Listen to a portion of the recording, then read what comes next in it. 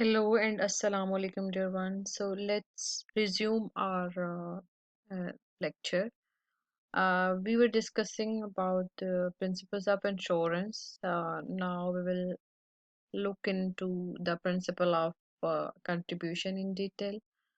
Principle of contribution is a corollary of the principle of indemnity.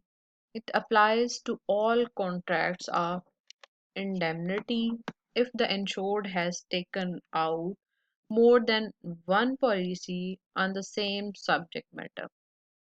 सादा अल्फाज में मैंने आपको समझाया जब हमने ब्रीफली डिस्कस किया इस लेक्चर के स्टार्ट में कि कंट्रीब्यूशन क्या है, जैसे कि वर्ड से जाहिर है कि कंट्रीब्यूट करना समहाउ आपने जो इंश्योरर है, जो इंश्योर्ड है, उसने एक ही इंश्योर्ड ऑब्जेक्ट जो है उसके ऊपर डिफरेंट इंश्योरेंस पॉलिसीज जो हैं वो ली हुई हैं। ठीक है, लिहाजा ये जो प्रिंसिपल ऑफ कंट्रीब्यूशन है ये तमाम इंडेमनिटी के कॉन्ट्रैक्ट्स के ऊपर अप्लाई करेगा। ठीक है, और अगर आपने जो सेम ऑब्जेक्ट के ऊपर एक से ज्यादा पॉलिसीज ली हुई हैं तो वो क्या कहलाएगा, कंट्रीब्यूशन होगा। According to this principle, the insured can claim the compensation only to the extent of actual loss, either from all insurers or from any insurer. Okay जो इन अब इस प्रिंसिपल के अकॉर्डिंगली क्या है कि जो इंश्योर्ड है, अगर उसने अब एक ही इंश्योर्ड ऑब्जेक्ट के ऊपर डिफरेंट पॉलिसीज ली हुई हैं और अप टू सर्टेन एक्सटेंट ली हुई हैं और हर इंश्योरर ने अप टू सर्टेन एक्सटेंट जो है उसकी लाइबिलिटी ली हुई है, तो वो up to their respective shares जो है up to their respective extent सिर्फ जो है वो कंपनसेशन पे करेंगे, सारी की सारी नहीं करेंगे। ठीक है, और अगर उनमें से एक जो है इंश्योरर जो है वो पे कर देगा तो बाकी इंश्योरर जो है वो पे नहीं करेंगे। जैसा कि if one insurer pays full compensation then that insurer can claim proportionate claim from the other insurers। अगर उनमें से क्या होता है कि अगर एक से ज्यादा इंश्योरर हैं आपके सेम इंश्योर्ड ऑब्जेक्ट के ऊपर और एक इंश्योरर जो है वो फुल कॉम्पनसेशन पे कर देता है, तो वो जो उसने full compensation पे की है, although he was liable only up to his or her certain extent, तो बाकी जो प्रोपोर्शनेट शेयर था या क्लेम था वो बाकी के जो इंश्योरर्स हैं, रेस्ट ऑफ द इंश्योरर्स, उनसे क्लेम कर सकता है। ठीक है जी, अब हम इसके एग्जाम्पल देख लेते हैं। So for example, mister John insures his property worth $1 lakh with two insurers, that is AIG Limited for $90,000 and MetLife Limited for $60,000. So John's actual property destroyed is worth $60,000, then Mr. John can claim the full loss of $60,000 either from AIG Limited or MetLife Limited, or he can claim 36,000 US dollar from IG Limited and 24,000 US dollar from MetLife Limited। अच्छा जी, अब जिस भी property पे mister John ने जो है, अब insured object क्या है, वो मिस्टर जॉन की प्रॉपर्टी है। ठीक है, जो कि वर्थ फ्ला फ्ला फ्ला जितने भी मिलियन है। ओके, अब उसने उस ही प्रॉपर्टी पे एआईजे लिमिटेड से भी इंश्योरेंस पॉलिसी ले रखी है जो कि अप टू 90,000 यूएस डॉलर है, और मेट लाइफ लिमिटेड से भी अप टू 60,000 यूएस डॉलर ले रखी है। ठीक है, अब अगर उसकी प्रॉपर्टी जो है वो डिस्ट्रॉय हो जाती है due to any uncertain event और अनसर्टन हैपनिंग, तो वो क्या कर सकता है कि या तो वो जो है वो फुल लॉस जो है एआईजी लिमिटेड से जो कि 60,000 यूएस डॉलर उसको हुआ है वो एआईजी लिमिटेड से क्लेम कर सकता है या मेट लाइफ से कम क्लेम कर सकता है, या फिर वो इस तरह से कर सकता है कि वो 30 यानी प्रोपोर्शनेट कर ले। ठीक है, एआईजी में चूंकि उसका 90,000 यूएस डॉलर तक है तो इसलिए वो वहां से उनसे थोड़े ज्यादा मांगेगा, दैट इज 36,000, और मेट लाइफ में चूंकि अप टू द 60,000 उसके लिमिट थी, तो इसलिए वो वहां से उनसे 20 यानी कि 24,000 US डॉलर मांग लेगा क्लेम। ठीक है, तो वो प्रोपोर्शनेट हो जाएगा और उसका कलेक्टिव लॉस जो कि 60,000 US डॉलर है वो पूरा हो जाएगा। ठीक है जी, समझ आ गई कंट्रीब्यूशन की। सो if the insured claims full amount of compensation from one insurer, then he cannot claim the same compensation from other insurer and make a profit.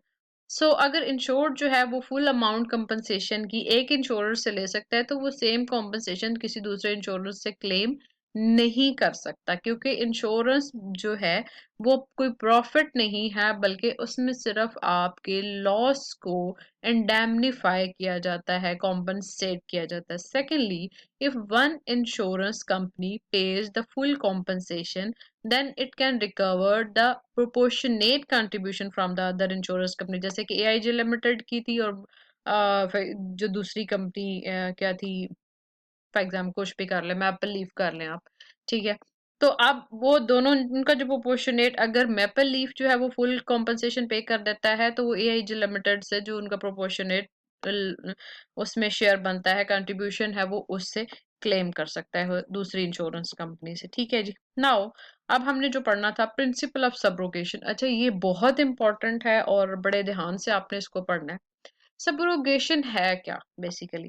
अब पहली बात जो जहन में रखनी है वो ये है कि subrogation each and every insurance contract के ऊपर अप्लाई नहीं करता। ये सर्टन या पर्टिकुलर टाइप ऑफ कॉन्ट्रैक्ट्स जो है, इंश्योरेंस कॉन्ट्रैक्ट्स जो है उनके ऊपर अप्लाई करता है। अच्छा जी, सब्रोगेशन क्या? Subrogation means substituting one creditor for another. Creditor कौन होता है? मैंने आपको बताया था, जिससे आपने कोई डेट जो है वो लिया है, आपको सादा अल्फाज में कर्जा देने वाला जो है वो क्या कहलाएगा? क्रेडिटर। ठीक है। Principal of subrogation is an extension and another corollary of the principle of indemnity. ये क्या है? ये इंडेमनिटी का ही एक हिस्सा है। ठीक है, और इसका मतलब क्या है कि आपने एक क्रेडिटर की जगह पे रिप्लेस करना है दूसरे क्रेडिटर को। ठीक है जी। It also applies to all contracts of indemnity. Indemnity के ये तमाम कॉन्ट्रैक्ट्स पे अप्लाई करता है, लेकिन इंश्योरेंस कॉन्ट्रैक्ट्स तमाम के ऊपर जो है वो अप्लाई नहीं करता। So according to the principle of subrogation, when the insured is compensated for the losses due to damage to his insured property, then the ownership right of such property shifts to the insurer.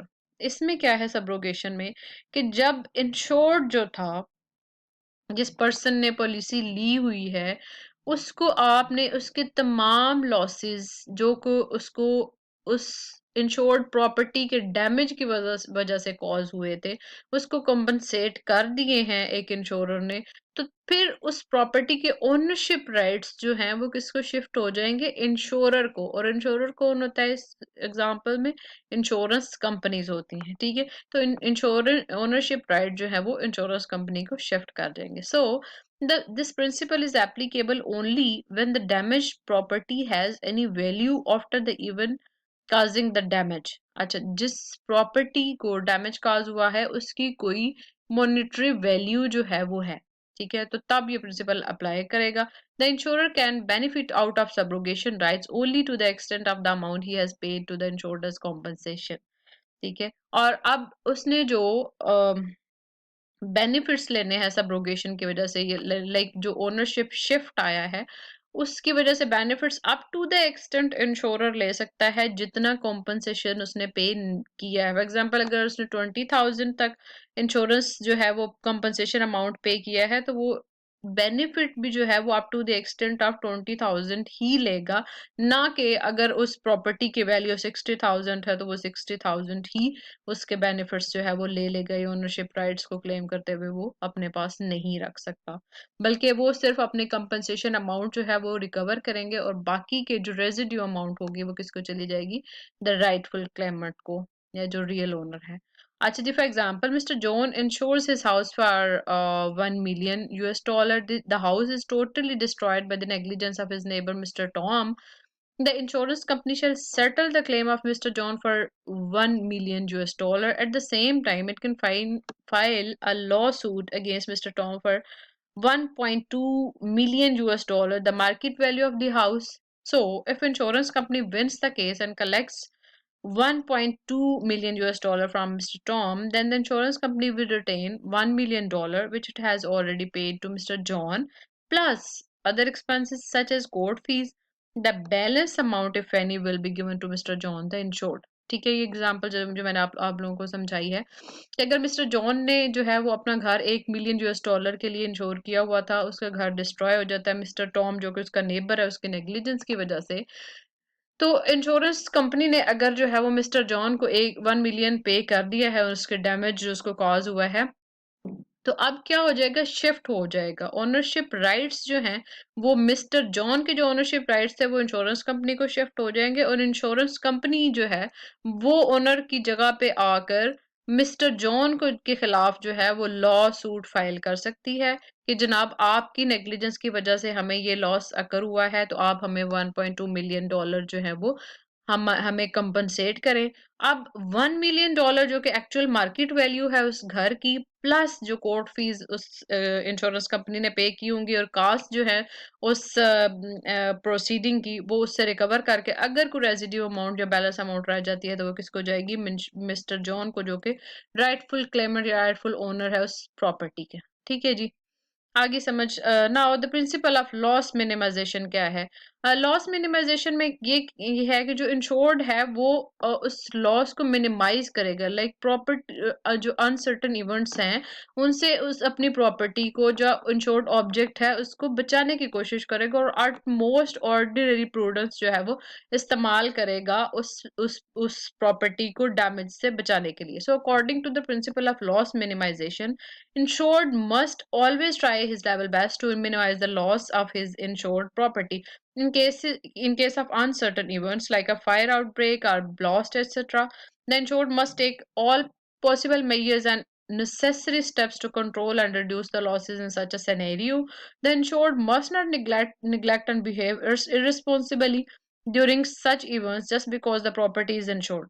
तो like सिर्फ इसलिए insured जो है वो negligence करे कि मेरी तो प्रॉपर्टी इंश्योर्ड है, फॉर एग्जांपल मेरी कार तो इंश्योर्ड है, मैं तो एवं ही इसको रगड़े देता रहूं, तो ऐसा नहीं है, उसको अटमोस्ट केयर जो है उसके साथ उस गाड़ी को इस्तेमाल करना होगा और उस एक्सीडेंट से उसको बचाना हो जाएगा। इसके अलावा उसकी मेंटेनेंस जो है वो प्रॉपर रखनी पड़ेगी ताकि वो गाड़ी सही चलती रहे। Hence it is a responsibility of the insured to protect his insured property and avoid further losses. अच्छा जी, next, for example, assume Mr. John's house is set on fire due to an electric short circuit. In this tragic scenario, Mr. John must try his level best to stop fire by all possible means.